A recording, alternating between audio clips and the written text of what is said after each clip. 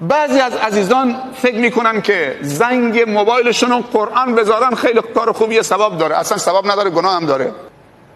زنگ موبایلشون آیات قرآن گذاشته، تا زنگ زدید بلافاصله قرآن میخونه. خیلی اشتباهه.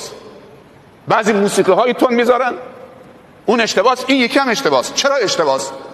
چون خداوند گفته اذا قرئ القرآن فاستمعوا له و انصتوا. اگر قرآن تلاوت شد پیش تو، گوش بده و ساکت باش. خب حالا تو زنگ زدید، 3 بار زنگ زدید، آیه داره میخونه، طرف گوشی رو برداشت، تق چه کلام خدا رو قطع میکنه.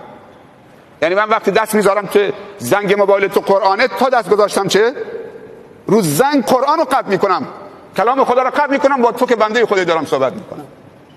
یه زنگ معمولی خودش اناشید بذار، مسئله ای نیست، ولی کلام خدا قطع کردنش